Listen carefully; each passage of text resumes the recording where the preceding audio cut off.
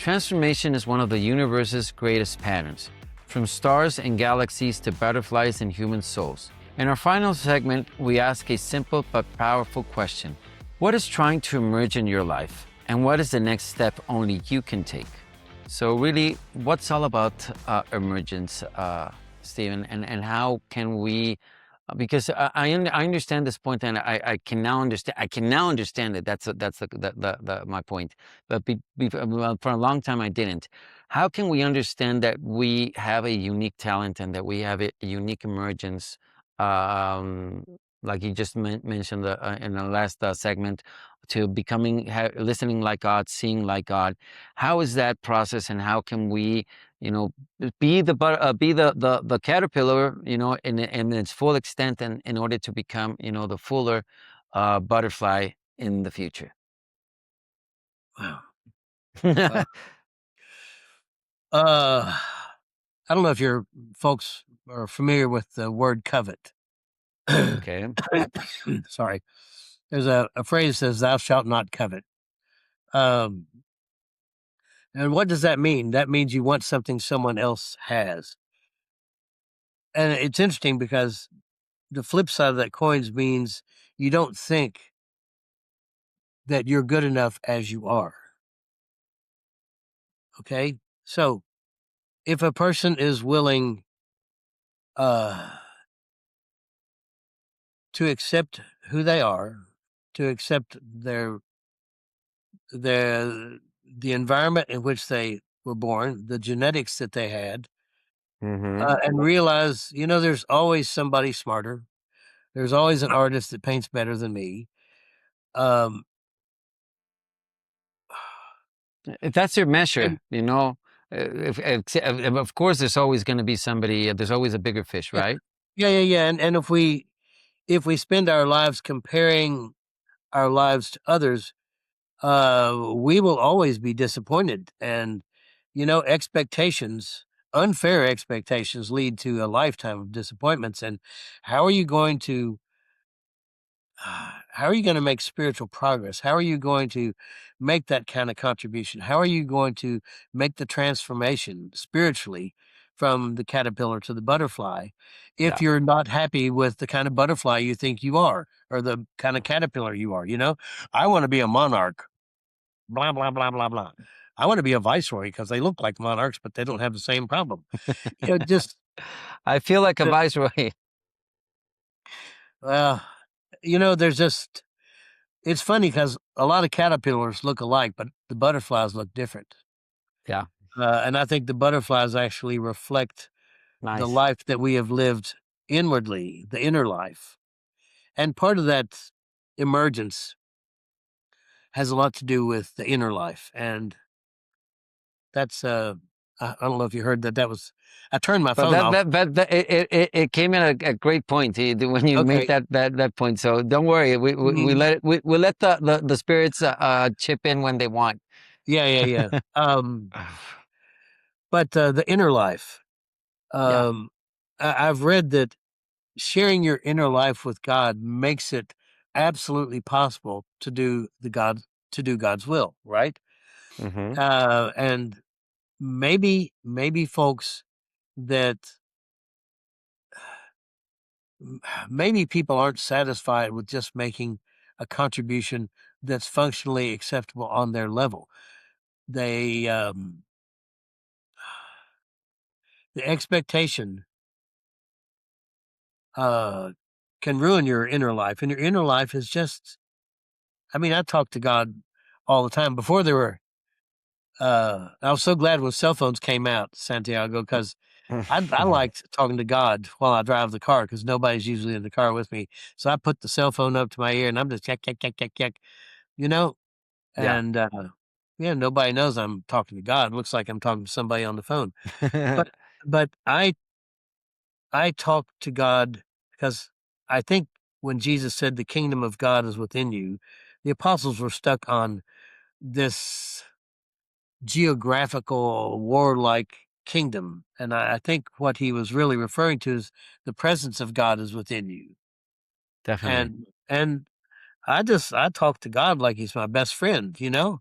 I tell And God what I'm up to. I like for this, it's like, God, I don't want to pre-plan what I'm going to say. I It's a just want to be communion. honest. I just want to talk and be honest, and maybe what I say might be of service to somebody. And if we do a broadcast and it actually inspires somebody to give God another chance or to give the religion of Jesus another chance, then the whole broadcast is worth it, right? So the contribution, it's really important not to get egotistically attached to it, because if you make the contribution thinking thousands of people will appreciate it, when in fact you might have done something for just one person, and that one Yeah, person is enough, yeah. absolutely enough. If you're A serving profound God, transformation. Yeah, a profound transformation of one person is enough. yeah, I totally agree. yeah, me too. Yeah.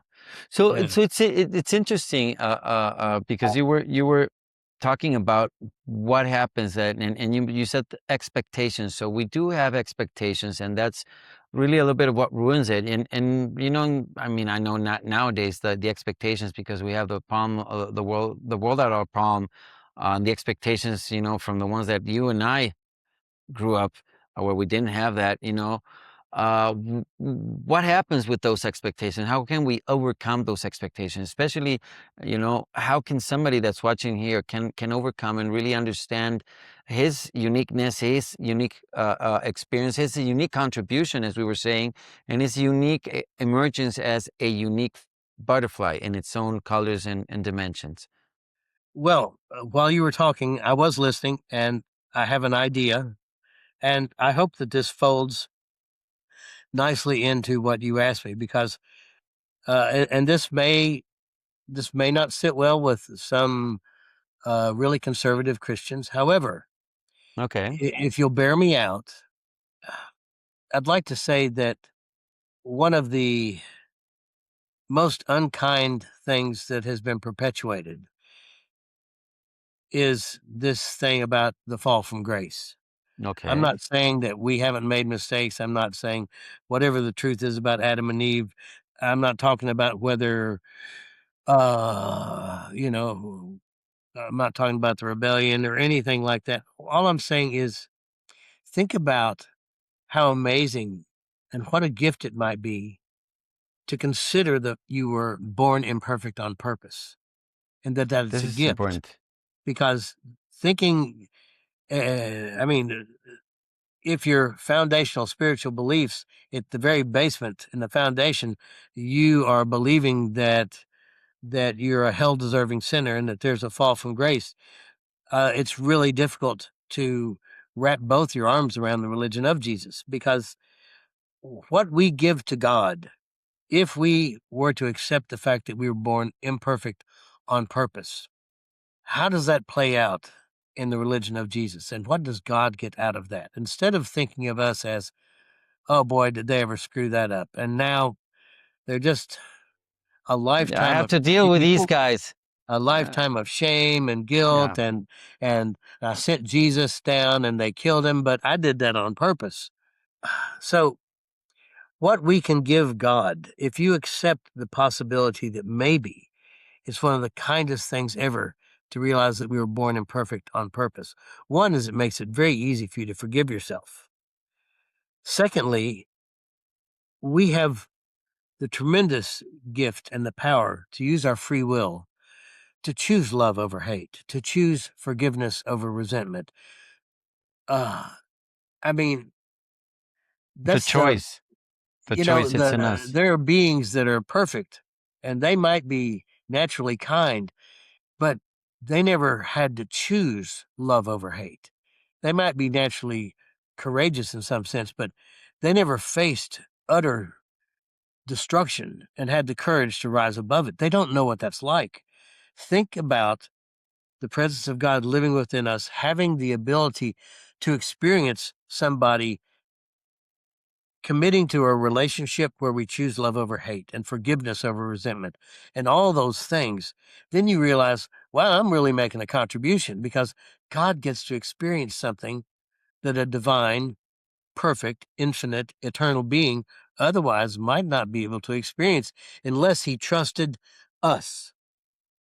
some of the worst, gave us part of himself and allowed that relationship to grow by moral choice, by loving unselfish service. And all of a sudden, this little thing is starting to breathe. This little fragment of God, the kingdom of God that's within us, has a heartbeat. And the more we love and serve other people unselfishly, the bigger it gets, the stronger it gets. That's when it's like we become a God suit. We're not God. We'll never be God. But we can become the living embodiment, hoping to serve other people on the same level to the best of our ability, as did Jesus of Nazareth. Total, loving, unselfish service. What a man. What an amazing man. And that's not Christian. That's not Buddhist. That's not Hindu. He was a frigging amazing human being at every turn, at every turn. Father, forgive them, for they know not what they do. Yeah. I mean, what kind of human being does that? I don't think I've got that in me to get beaten up, whipped, hung up on a cross, and still say, God, please forgive them. They don't know what they're doing. Genuinely apart, even, you know, I mean that you're broken at that point, you know, you're screaming for mercy, but still he had that nature of asking for our Yeah. well-being, you know. Yeah, it shows who he really was, because it is in moments of crisis that we Exactly. reveal who we really are. And it's like, Exactly. oh my God, this guy, even the centurion, the Roman centurion, when, Hmm. he says he smote his breast and said, this truly was the Son of God, something like that. Yeah, Uh, yeah, I mean, even the because most it harsh, wasn't it wasn't just multiplying, you know, wine and Cana and when everything was fine and dandy that you're yeah, preaching, you know, you're living by that truth that you just presented. So this is a very important lesson that we see in the way of his actual death, you know, the grace within his grace in his death, yeah, the way in you which he know. faced death. Yeah, Yeah. exactly. Yeah, because he Exactly. said, I can extricate myself from this. It's like, don't think you're putting me to death. I'm allowing this to happen. I can have 12 legions of angels come down and take care of Yeah. this whole mess right now. Yeah, I can turn you into bug paste. Yeah, yeah. But he didn't. Don't think for a minute that I can avoid this. And you know, this is a very important point as well. Steve, that this was in accord to doing the will of the Father. I mean, Yes. if the Father, it says, you know, the will of these imperfect creatures be done because they have free will. Even the will of a divine creator like Jesus, you know, has to be subjected, like the Father's will is subjected to those improper and brutal decisions that we sometimes make, you know? Well, you said something interesting. God, I wish I could quote exactly what you said, but it reminded me of something, because um, there's a difference between surrender, not my will, but your will be done, and Mm-hmm. make a positive affirmation out of love and partnership and cooperation. It is my will that your will be done. And Mm-hmm. and I find that to be spiritually uplifting and enabling for me to make that positive thing, because I say it pretty often, just like even for this, there is nothing that's too small to care that it is my will that your will be done, as part of me saying yes to being on your broadcast. It's like, why would I want it on everything I do? And it Yeah. doesn't become a magnificent thing where I get to wear armor and ride on a white horse. I mean, it's breathing, it's living, it's moving, it's going from the next event to the next event. And It the leads things, your life. You know, this is a path that you basically becomes a path. It becomes, you know, a habit. It natural. becomes a nature. Yeah, exactly. Yeah, very natural. And it doesn't seem like a surrender at all to me. On the Yeah. contrary, I think. Yeah, it's like I didn't give up anything by choosing God. I mean, it's so much nicer. I'm But still, you are gaining, and this is the point. I think we come full circle when you said, you're doing something without expecting to get something out, but in the end you do get something out of this. yeah, In the end, this spiritual acumen, and this is very important.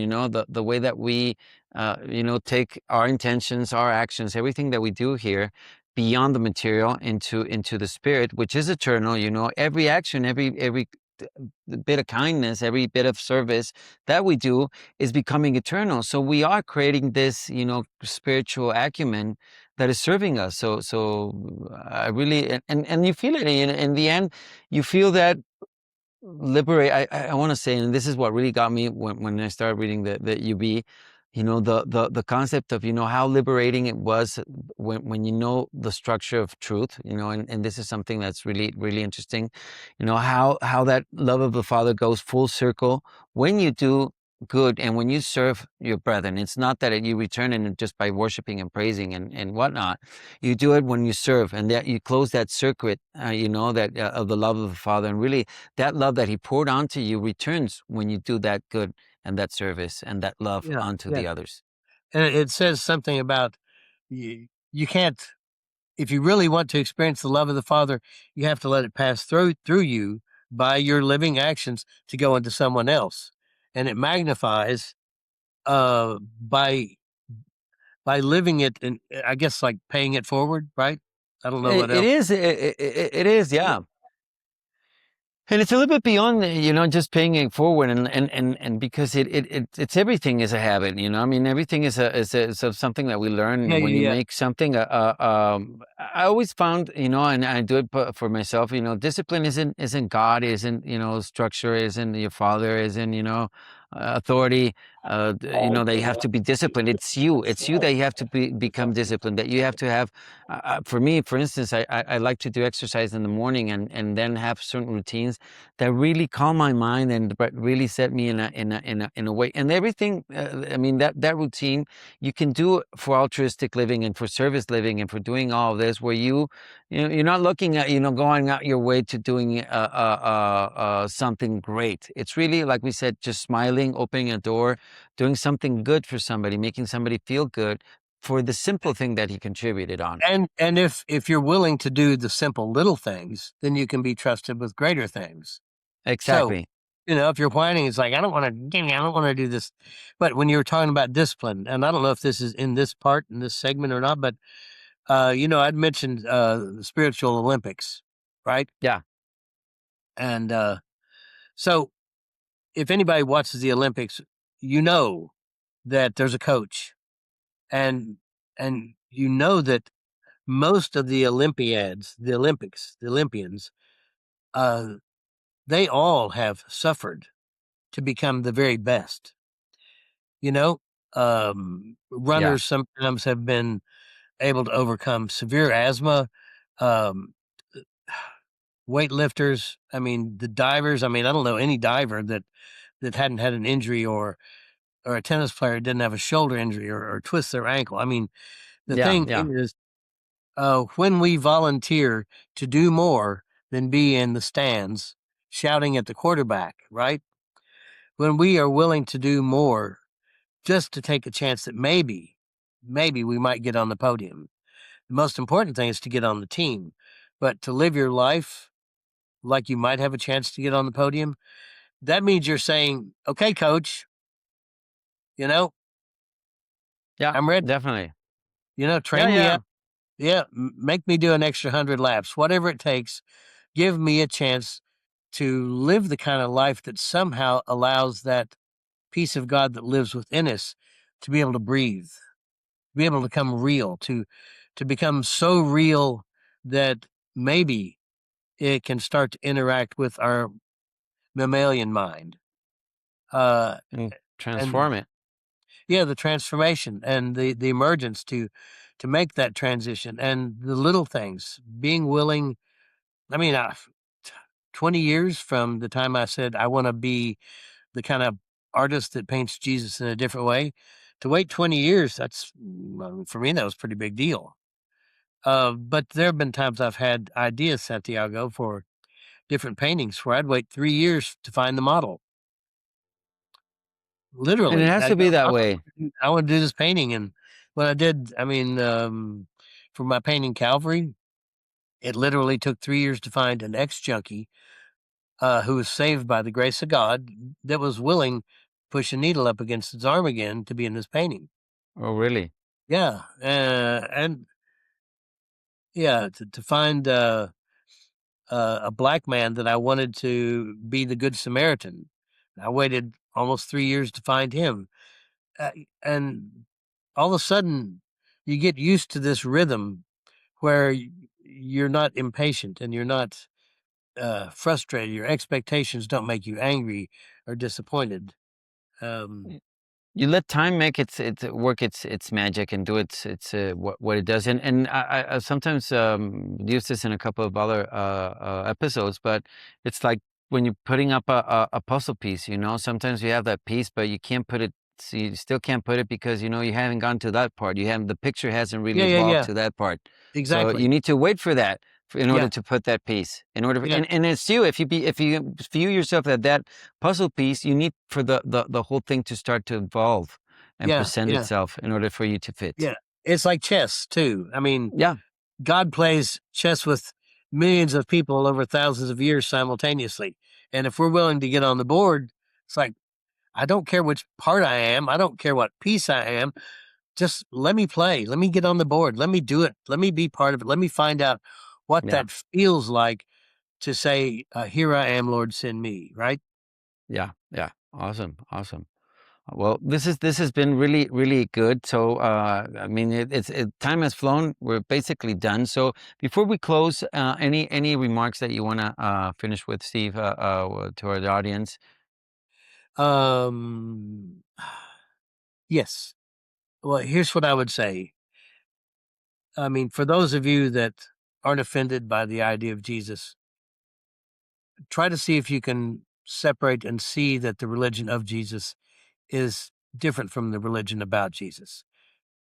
And let that help guide your motives. If you are agnostic or atheist, then I challenge you to one lovely thing, and that is there's something I read one time that says, wait a minute, material things have to be known before they can be loved, but Exactly. divine things have to be loved first in order to be known, which means the challenge is uh, don't let organized religion, don't let the failures of humans that have tried to carry this torch of Christianity or Buddhism or whatever, because the Yeah. followers are never as good as the creators. But take a chance. Say, I Do don't not know be what. shackled. Do Yeah, not be yeah, just shackled by those religions, about any yeah, institutional religion. They're good. They're good pointers, but do not live within them. yeah. So all I'm saying, the challenge is tell God you love Him.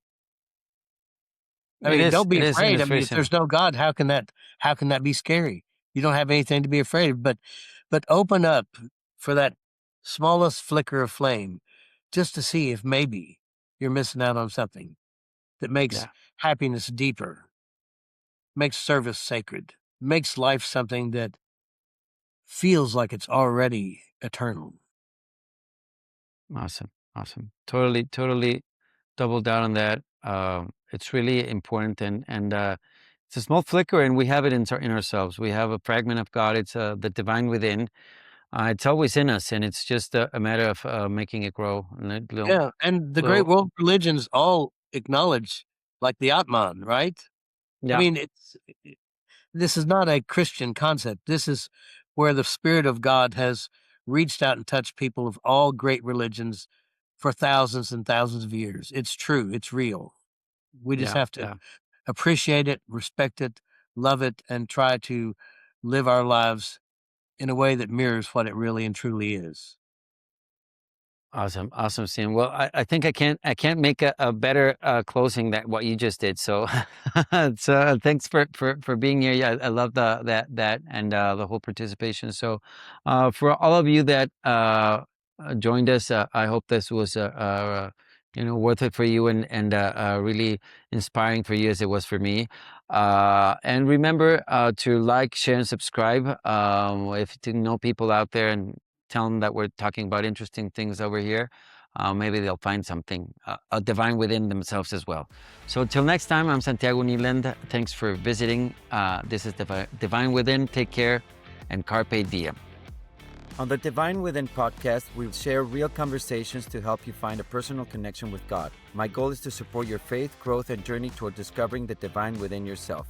Join us to deepen your faith and spiritual journey.